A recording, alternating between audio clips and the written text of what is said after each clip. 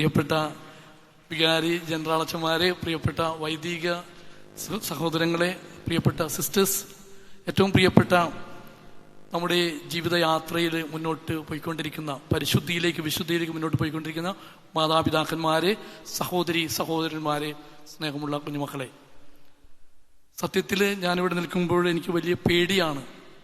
ഞാൻ വലിയ കാര്യമായിട്ടുള്ള വലിയ അനുഭവങ്ങളൊക്കെ ഒന്നും പറയാനായിട്ടുള്ള അത്രയ്ക്ക് വലിയ പക്വതയൊന്നും ആയിട്ടില്ല.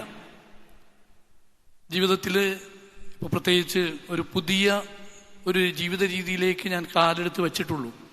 ജനുവരി 30, ജനുവരി 20 എന്ന് പറയുമ്പോൾ ഫെബ്രുവരി, മാർച്ച്, ഏപ്രിൽ, മെയ്, അങ്ങനെ 3 മാസം ആയിട്ടുള്ളൂ.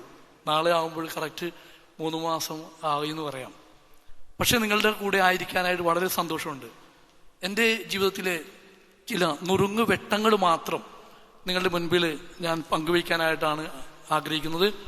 ഒന്ന്, പോളാറാമൻ പാപ്പ പറഞ്ഞൊരു കാര്യമുണ്ട്. ദിവ്യകാരുണ്യത്തെക്കുറിച്ചും വിശുദ്ധ കുർബാനയെക്കുറിച്ചൊക്കെ നമ്മൾ പഠനമുറിയിലിരുന്ന് പഠിക്കേണ്ടതല്ല, മറിച്ച് ദേവാലയത്തിൽ മുട്ടുകുത്തി നിന്ന് പ്രാർത്ഥിച്ച് മനസ്സിലാക്കേണ്ടതാണ്. വലിയ കാര്യമാണത്. നമ്മൾ ഒരുപാട് പഠിക്കാനായിട്ട് ശ്രമിക്കുന്നു, പക്ഷേ ഈ ദിവ്യരഹസ്യങ്ങളൊക്കെ ധ്യാനിക്കാനും അതുപോലെ പ്രാർത്ഥിക്കാനുമാണ് നമ്മൾ ശ്രമിക്കേണ്ടത്.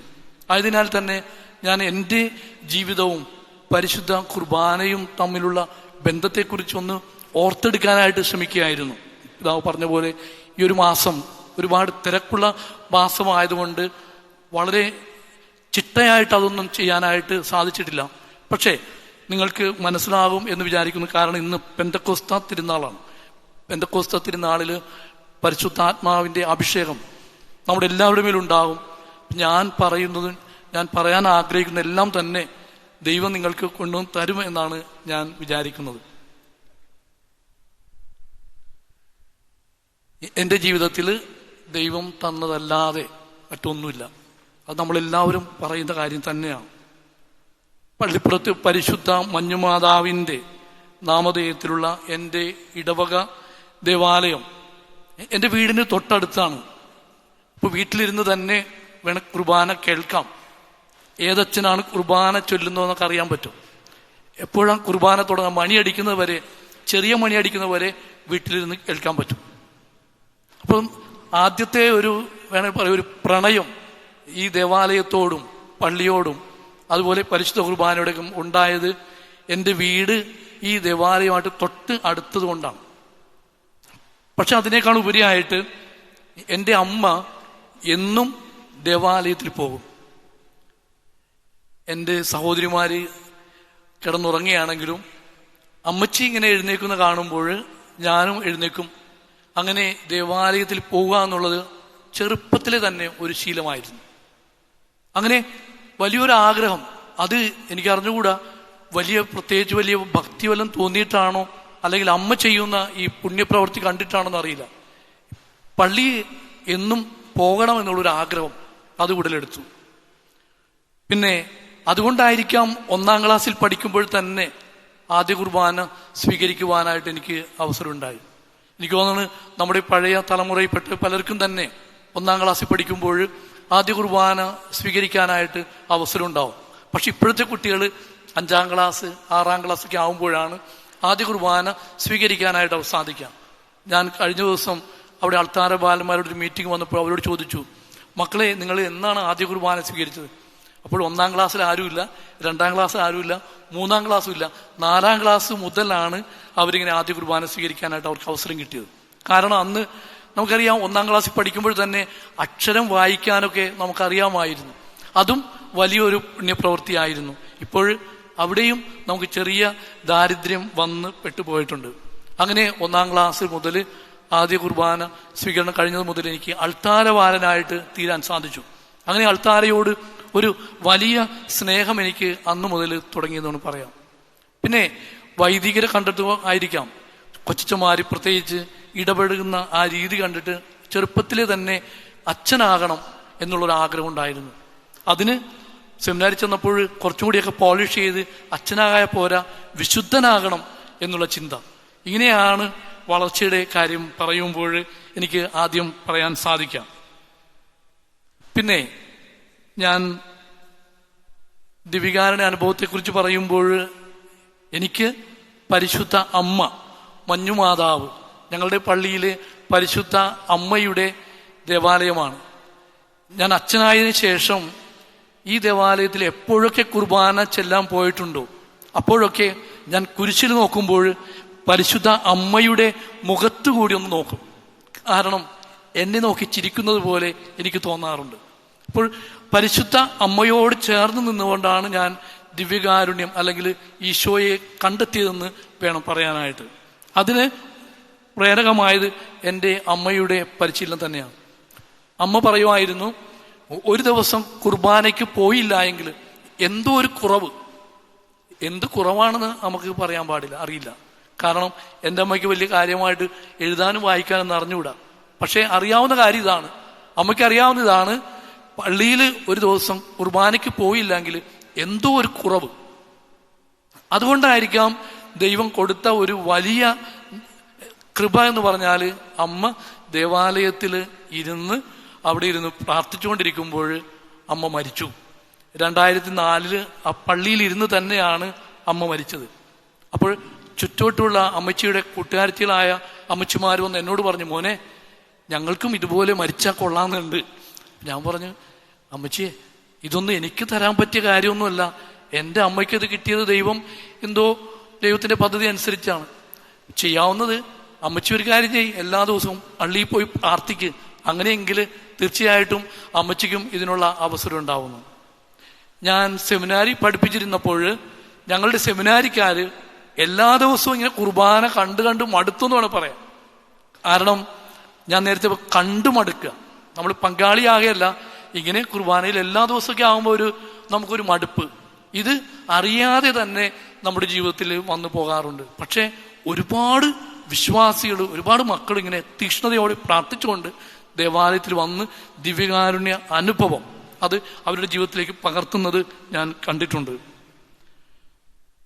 അപ്പോൾ ഒരു കാര്യം മാത്രമാണ് ഇന്ന് റോമക്കാർക്ക് എഴുതിയ ലേഖനം 8-ാം അധ്യായം 28 പറയുന്നത് പോലെ, ദൈവത്തെ സ്നേഹിക്കുന്നവർക്ക്, അവരോട് ചേർന്ന് നിൽക്കുന്നവർക്ക് എല്ലാം നന്മയ്ക്കായിട്ട് പരിണമിപ്പിക്കും. അപ്പൊ നമ്മൾ ഇന്ന് ഓർത്തിരിക്കേണ്ട ആദ്യത്തെ കാര്യം എനിക്ക് തോന്നുന്നത് നിങ്ങളുമായിട്ട് പങ്കുവെക്കുന്ന ഇതാണ്: ദൈവത്തെ സ്നേഹിക്കുന്നവർക്ക് അവനെല്ലാം നല്ലതായിട്ട് തീർക്കുന്നുള്ളതാണ്. ഞാൻ പിന്നീട് എൻ്റെ ഓർമ്മ ഞാൻ രേഖപ്പെടുത്തുമ്പോൾ പറവൂര്, നിങ്ങൾക്ക് സ്ഥലം അറിയാമായിരിക്കും എന്ന് കരുതുന്നു, ഡോൺ ബോസ്കോ പള്ളിയിൽ അവിടെ തിരുഹൃദയ നൊവേന ഉള്ളൊരു പള്ളിയാണ്. ആ പള്ളിയിൽ ഞാൻ 96 മുതൽ കൊച്ചച്ഛനായിരുന്നു. അന്നുണ്ടായ സംഭവം ഇതാണ്: ഒന്നാമത് നൊവേന പള്ളിയിൽ ചെന്ന് ആരാധന നടത്തണമെന്ന് പറഞ്ഞപ്പോഴേക്കും എനിക്ക് വലിയ ടെൻഷനായിരുന്നു. എങ്ങനെയാണ് വലിയ വലിയ അച്ഛന്മാരൊക്കെ വന്ന് വലിയ ഗംഭീരമായിട്ട് ആരാധന നടത്തുന്നിടത്ത് എനിക്കൊന്നും അറിഞ്ഞുകൂടാ. അപ്പം ഞാനിങ്ങനെ ആകെ സങ്കടപ്പെട്ടിരിക്കുമ്പോഴാണ് ഒരച്ഛൻ വന്നിട്ട് അച്ഛനിങ്ങനെ കൈ പിടിച്ച് നിന്ന് പ്രാർത്ഥിക്കുക. എന്നിട്ട് എന്നോട് പറഞ്ഞു, അച്ഛൻ ആരെയും പ്രാർത്ഥിപ്പിക്കാൻ നോക്കണ്ട, അച്ഛൻ പോയി പ്രാർത്ഥിക്കാം, അച്ഛൻ ആരെയും പ്രാർത്ഥിപ്പിക്കാൻ നോക്കണ്ട, ദിവ്യകാരുണ്യ സന്നിധിയിൽ അച്ഛൻ പോയി പ്രാർത്ഥിക്കാം. പിന്നീട് എൻ്റെ ജീവിതത്തിൽ തിരിഞ്ഞു നോക്കേണ്ടി വന്നിട്ടില്ല. ദിവ്യകാരുണ്യനാഥൻ്റെ സാന്നിധ്യം തിരിച്ചറിയാനായിട്ട് എൻ്റെ ചെറിയ പ്രാർത്ഥനകൾ, അത് ചിലപ്പോൾ വലിയ വലിയ കൊള്ളാൻ പറ്റാത്ത രീതിയിലുള്ള ആയിരുന്നില്ല, ചെറിയ ചെറിയ വാക്കുകൾ കൊണ്ട് അവിടെ നിന്ന് പ്രാർത്ഥിക്കാനായിട്ട് ശ്രമിച്ചിട്ടുണ്ട്. പിന്നീട് അവിടെ ഉണ്ടായ ഒരു അത്ഭുതം എന്ന് പറഞ്ഞു കഴിഞ്ഞാൽ, അവിടെ വെച്ചിരുന്ന നിലവിളക്കിൽ അല്പം ചോര പൊടിഞ്ഞു. ഈ ചോര പൊടിഞ്ഞത് കാണുമ്പോഴേക്കും അവർക്ക്, വിശ്വാസികൾക്ക്, അവിടെ ഉണ്ടായ ഇടവക്കാർക്ക് ഒരു പേടിയായി. 1992 അവിടുത്തെ അച്ഛനായിരുന്ന അവിടുത്തെ വികാരി അച്ഛൻ മരിച്ചത് ഈ 92 ഇതുപോലെ തന്നെ ചെറിയ ചോര ഈ നിലവിളക്കിൽ ഉണ്ടായപ്പോഴാണ്. അപ്പോൾ അവരെന്നോട് പറഞ്ഞു, അച്ഛാ ശ്രദ്ധിക്കണം, എവിടെയെങ്കിലും പോകാൻ വേണ്ടി പെട്ടിയെടുക്കാനൊക്കെ ആയിട്ട് കസേരയിട്ടൊന്നും കയറരുത്, അല്ലെങ്കിൽ തട്ടി വീഴാതെ നോക്കണം, കാരണം ഇതൊരു സൂചനയാണെന്ന്. പക്ഷെ ഒന്നും സംഭവിച്ചില്ല, വേറെ ഒരു അപകടമൊന്നും ഉണ്ടായില്ല. പക്ഷെ മറ്റൊരു കാര്യം ഞാൻ ശ്രദ്ധിച്ചത്, ഞാൻ കുർബാനയ്ക്ക് കൊടുക്കുമ്പോൾ ആ ദേവാലയത്തിൽ വെച്ച് എൻ്റെ വിരലിൽ ചെറിയ ഒരു ചോരപ്പാടാണെന്ന് എനിക്ക് അറിഞ്ഞുകൂടാ, ചുവപ്പ് നിറം. പക്ഷെ അന്ന് മുതൽ എനിക്കുണ്ടായ ചിന്ത ഇതാണ്: കുർബാന കൊടുക്കുമ്പോൾ എല്ലാവർക്കും അറിഞ്ഞ് കുർബാന കൊടുക്കുക.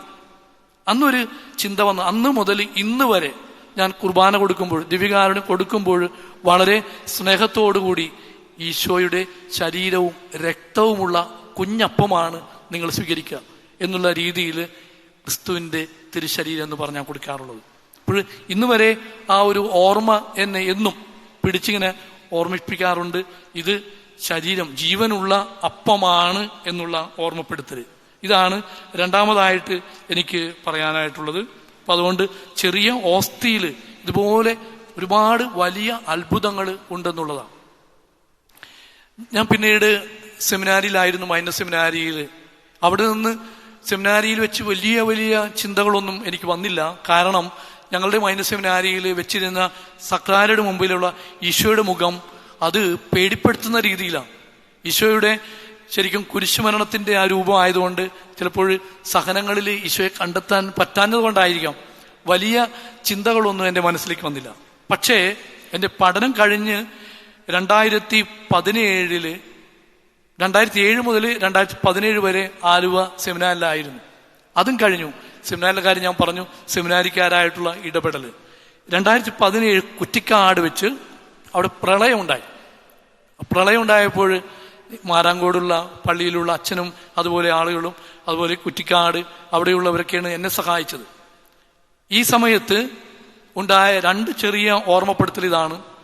വെള്ളം കയറിയിട്ട് സക്രാരിയുടെ അടുത്ത് വരെ മാത്രമേ വെള്ളം വന്നുള്ളൂ. സക്രാരിയിലേക്ക് വെള്ളം കയറിയില്ല. അത് ഈ പള്ളിയിലും അതുപോലെ സെമിനാരിയുടെ ചാപ്പലിലും രണ്ടിടത്തും എനിക്ക് അറിഞ്ഞുകൂടെ, രണ്ടിടത്തും ഒപ്പമായിട്ടാണ് വെച്ചിരിക്കുന്നത്. പക്ഷെ അതുകൊണ്ടുണ്ടായ ഒരു വലിയ ഒരു ഗുണമെന്ന് പറഞ്ഞു കഴിഞ്ഞാൽ ഈ 2 സ്പീക്കറും ഏകദേശം സക്രാരിയുടെ ഒപ്പം നിന്നിരുന്നത്, ആ സ്പീക്കറും വീണില്ല. ബാക്കിയുള്ള എല്ലാം തന്നെ മറിഞ്ഞു വീഴുകയും ഈ വെള്ളത്തിൽ അത് വളരെ മോശമായി തീരുകയും ചെയ്തു. ഇവിടെ ആദ്യത്തെ ഒരു ചിന്ത ഇതാണ്. അന്ന് ഈ വെള്ളം കയറിയപ്പോൾ സക്രാരിയുടെ അടുത്ത് വന്ന് വെള്ളം നിന്നു എന്നുള്ളതാണ്. ഇത് 2018 ഈ പ്രളയത്തിൽ സംഭവിച്ചത്. പിന്നെ ഇതിനിടയിൽ ഉണ്ടായ സംഭവം, അവിടെ ഒരു കുഞ്ഞ് വീട്ടുകാർ വിളിച്ചു പറഞ്ഞു, അച്ഛാ എന്താണെന്ന് അറിഞ്ഞുകൂടാ, കുഞ്ഞ് തലകറങ്ങി വീണു, കുഞ്ഞ് വീണിട്ട് എന്താണ് സംഭവിച്ചെന്ന് അറിഞ്ഞുകൂടാ. എനിക്ക് വളരെ ഇഷ്ടമുള്ളൊരു കുഞ്ഞാർന്ന്. ഞാനപ്പോൾ എന്താണ് പ്രാർത്ഥിക്കേണ്ടതെന്ന് അറിഞ്ഞുകൂടാ. ഞാൻ ഇങ്ങനെ ദിവ്യകാരുണ്യം അതിൻ്റെ അടുത്ത് ചെന്നിരുന്നിട്ട് പറഞ്ഞു, ഈശോയെ എന്തെങ്കിലുമൊക്കെ ചെയ്യണേ. വേറെ ഒന്നും പറഞ്ഞില്ല, എന്തെങ്കിലുമൊക്കെ ചെയ്യണേ, ആ കുഞ്ഞിന് കുഴപ്പമുണ്ടാക്കാതെ നോക്കിയേക്കണേ എന്ന് മാത്രം പറഞ്ഞുള്ളൂ. പക്ഷേ ആ കുഞ്ഞിന് സൗഖ്യം കിട്ടി. ഇപ്പോഴും ആ കുഞ്ഞിനെല്ലോ മിടുക്കിയായിട്ട് നന്നായിട്ട് മുന്നോട്ട് പോകുന്നുണ്ട്. ഇതാണ് ചെറിയ മറ്റൊരു അനുഭവം. പിന്നെ 2019 മുതൽ 2022 വരെ ജൂലൈ വരെ ഞാൻ കോട്ടപ്പുറത്തായിരുന്നു. നമുക്കറിയാം കൊറോണ സമയത്ത് ഞങ്ങൾ യൂട്യൂബിലൂടെ കുർബാന എല്ലാവരും കാണണം എന്നുള്ളൊരു വാശിയായിരുന്നു. എല്ലാവർക്കും കുർബാന കൊടുക്കണം. അങ്ങനെ ആദ്യമായിട്ട് ഈ കുർബാന യൂട്യൂബിലൂടെ തുടങ്ങിയത് കൊണ്ടായിരിക്കാം ഒരുപാട് പേര് ആ കുർബാനയിൽ പങ്കുചേരുന്നുണ്ടായിരുന്നു. അപ്പോൾ ഇവിടെ പ്രത്യേകമായിട്ട് ശ്രദ്ധിക്കാനുള്ളത് വിശുദ്ധ മിഖായേൽ മാലാഖയുടെ മാധ്യസ്ഥത്തിലുള്ള കത്തീഡ്രലാണ്. അപ്പം അതുകൊണ്ട് തന്നെ കുറെ പേര് കുർബാന പങ്കുചേരുന്നവർ വളരെ താല്പര്യത്തോടു കൂടിയാണ് കുർബാനയിൽ പങ്കുചേർന്നത്. 2000 പേര് ഞായറാഴ്ചയിലും 1000 പേര് എല്ലാ ദിവസവും ആ കുർബാനയിൽ പങ്കുചേരുമായിരുന്നു. അവർക്ക് അറിഞ്ഞുകൂടാ. അവർ പറഞ്ഞ് എന്തോന്ന് അറിഞ്ഞുകൂടാ, എന്തോ ഒരു അഭിഷേകമുണ്ട്. ഞങ്ങൾ ഈ കുർബാന അൾത്താരയിൽ നിന്ന് അല്ലെങ്കിൽ ഈ യൂട്യൂബിലൂടെ കാണുമ്പോഴും ഞങ്ങൾക്ക് ഒരുപാട് അനുഗ്രഹം കിട്ടുന്നുണ്ട് എന്ന് പറഞ്ഞ 1-2 സാക്ഷ്യങ്ങളാണ് എനിക്ക് പറയാനുള്ളത്. ആദ്യം ഞങ്ങൾ അവിടെ കുർബാന നടത്താൻ വേണ്ടി കുർബാനയ്ക്ക് വേണ്ടി ഒരുങ്ങുമ്പോഴുണ്ടാകുന്ന സംഭവം, പലപ്പോഴും കുർബാനയുടെ 6:30 കുർബാന. അപ്പോൾ 6:20 ആകുമ്പോഴേക്കും ചിലപ്പോൾ കറണ്ട് പോകും, അല്ലെങ്കിൽ കമ്പ്യൂട്ടർ ഓഫായി പോകും, അല്ലെങ്കിൽ ഒന്നും അറിയാതെ എന്തെങ്കിലുമൊക്കെ ആയിട്ട് സംഭവിക്കും. പക്ഷേ 6:27 ആവുമ്പോഴും എല്ലാം കൃത്യമായിട്ട് വരും. ഒരിക്കൽ പോലും തടസ്സം വരാത്ത വിധത്തിൽ നെറ്റിന്റെ കണക്ഷനും എല്ലാം പോയാലും എല്ലാം ശരിയാകും. അപ്പോൾ ഞങ്ങൾക്ക് മനസ്സിലായി പേടിക്കാനില്ല, പരിശുദ്ധ കുർബാനയെ കാത്തുകൊണ്ട് മിഖായേൽ മാലാഖ വളരെ ശക്തമായിട്ട് ഇടപെടുന്നുണ്ടെന്നുള്ളത് ഞങ്ങൾക്ക് വലിയ ബോധ്യമായിരുന്നു. ആ കുർബാന വളരെ മനോഹരമായിട്ട് ഞങ്ങൾക്ക് നടത്താൻ സാധിച്ചു.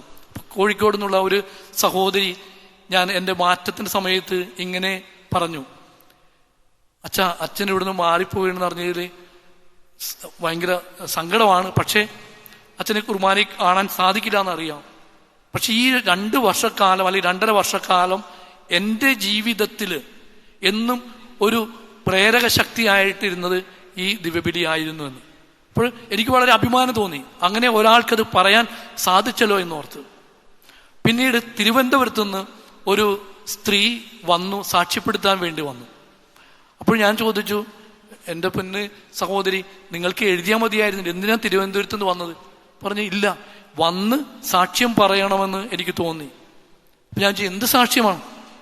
അവര് എഴുതി വെച്ചിരിക്കുന്ന സാക്ഷ്യം കേട്ടാൽ നമുക്കാകെ ചങ്കിടിപ്പാണ്. കാരണം അവർ പ്രാർത്ഥിച്ചത് ഇങ്ങനെയാണ്: ആ മകളുടെ അപ്പന് കാലിന് വയ്യാതിരിക്കുകയാണ്. കുറെ എനിക്ക് അറിഞ്ഞുകൂടാ, അത് പണ്ട് മുതൽ, അതായത് ജനിച്ചപ്പോൾ മുതൽ എങ്ങനെയാണെന്ന് അറിഞ്ഞുകൂടാ. പക്ഷേ അവൾ പ്രാർത്ഥിച്ചത് ഇങ്ങനെയാണ്: ഈ വൈദികൻ ചൊല്ലുന്ന കുർബാനയിൽ, അല്ലെങ്കിൽ ഈ വൈദികന്റെ പൗരോഹിത്യത്തെ നീ മാനിക്കുന്നെങ്കിൽ എൻ്റെ അപ്പൻ്റെ അസുഖം മാറ്റിക്കൊടുക്കണം. നീ വൈദികന്റെ പൗരോഹിത്യത്തെ മാനിക്കുന്നുണ്ട്, കർത്താവിനോട് പറഞ്ഞതാ. അപ്പൊ ഞാൻ പറഞ്ഞു, ഇതൊരു കൊലച്ചതിയാണല്ലോ, നമ്മൾ വിറ്റ് കാശാക്കുന്ന രീതിയിലാണല്ലോ പറയുന്നത്. പക്ഷേ കർത്താവ് സൗഖ്യം കൊടുത്തു എന്നുള്ളത്. അപ്പൊ അതുകൊണ്ടാണ് സാക്ഷ്യം പറയാൻ വേണ്ടി അവര് തിരുവനന്തപുരത്ത് നിന്ന് ഇവിടെ വന്ന് എല്ലാം പറഞ്ഞപ്പോൾ ഞാൻ വിചാരിച്ചു, ദൈവമേ, ഇങ്ങനെയൊക്കെയുള്ള കാര്യങ്ങളൊക്കെ നടക്കുന്നുണ്ടല്ലോ എന്നോർത്ത് എനിക്ക് വലിയ സന്തോഷമാണ് തോന്നിയത്, ദിവ്യകാരുണ്യത്തിൻ്റെ ഇതിലേക്ക് വന്നതിൽ പ്രത്യേകമായിട്ട്. പിന്നെ ഒറ്റ കാര്യം കൂടിയൊക്കെ പറഞ്ഞുകൊണ്ട് അവസാനിപ്പിക്കാൻ പോവാണ്. കാരണം നമുക്ക് പറയാൻ തുടങ്ങിക്കഴിഞ്ഞ് കഴിഞ്ഞാൽ ചില കാര്യങ്ങൾ, അത് ഞാൻ ചെട്ടിക്കാടെ കൂടി വന്നിരിക്കാം. ചെട്ടിക്കാടുള്ള കാര്യങ്ങളിൽ പ്രധാനമായിട്ടുള്ളത്, അവിടെ വന്ന് പ്രാർത്ഥിക്കുന്നവർ കൂടുതലായിട്ടും അവർക്ക് സംസാര തടസ്സമുള്ളവരൊക്കെ വന്ന്, അത് അന്തോനിയോസ് പുണ്യാളന്റെ നാമധേയത്തിലുള്ള പള്ളി ആയതുകൊണ്ട് അന്തോനിയോസ് പുണ്യാളന്റെ ശക്തി എന്നുള്ള നിലയിലാണ് പലരും കണ്ടതെങ്കിലും ദിവ്യകാരുണ്യ ആരാധന നടക്കുമ്പോഴാണ് ഈ സംഭവങ്ങളെല്ലാം ഉണ്ടായത്. അപ്പോൾ 3 കാര്യം വേണമെങ്കിൽ ചേർത്ത് പറയാം. ഈശോയുടെ സാന്നിധ്യം അത്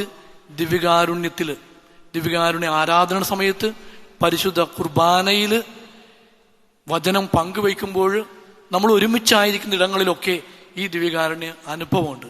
ഇപ്പൊ നമ്മുടെ കൂട്ടായ്മയെ ശക്തിപ്പെടുത്തുകൊണ്ട് നമ്മൾ ഒരു കുർബാന ആരംഭിച്ചിട്ട് കുർബാനയുടെ സമാപനത്തിൽ നിങ്ങൾ പോയി ലോകമെങ്ങും പോയി സാക്ഷികളാകുവാനാണ് നമ്മളോട് പറയുന്നത്. അപ്പോൾ ഇന്നിവിടെ വന്നിരിക്കുന്ന നിങ്ങളോട് പറയാനുള്ള ഇത്ര മാത്രമേ ഉള്ളൂ: ദിവ്യകാരുണ്യത്തെ സ്നേഹിക്കാനായിട്ട്, ഈശോയുടെ ഹൃദയത്തോട് ചേർന്ന് നിൽക്കുവാനായിട്ട്, നമ്മൾ എവിടെ ആയിരിക്കുന്നു അവിടെയൊക്കെ ഈശോയെ പ്രഘോഷിക്കുന്നവരായി തീരുവാനായിട്ട്, ഇന്ന് നമ്മുടെ പ്രത്യേകിച്ച് ക്രൈസ്തവ സമൂഹത്തെ, കത്തോലിക്ക വിശ്വാസത്തെ തന്നെ വെല്ലുവിളിക്കുന്ന കാലഘട്ടത്തിൽ ഈശോയെ പ്രഖ്യാപിക്കുന്ന മക്കളായി ജീവിക്കാനായിട്ട്, അത് ഒരുമിച്ച് നിന്ന് ഒരു രൂപതയിലെ ഇടയനോടൊപ്പം ഉള്ള വൈദികരും അൽമായരും ചേർന്നുള്ള ശക്തമായ ഒരു നല്ല യോജിപ്പോടുകൂടി ജീവിക്കുവാനായിട്ട്, അത് ദിവ്യകാരുണ്യത്തിലൂടെ നിങ്ങൾക്ക് ഏവർക്കും ലഭിക്കട്ടെ എന്ന് ആശംസിച്ചു പ്രാർത്ഥിച്ചുകൊണ്ട് ഒരിക്കൽ കൂടി എന്നെ വിളിച്ചതിന്, അതുപോലെ എന്നെ ശ്രവിച്ചതിനും നിങ്ങൾക്ക് ഏവർക്കും നന്ദി പറഞ്ഞുകൊണ്ട് ഞാൻ അവസാനിപ്പിക്കുന്നു.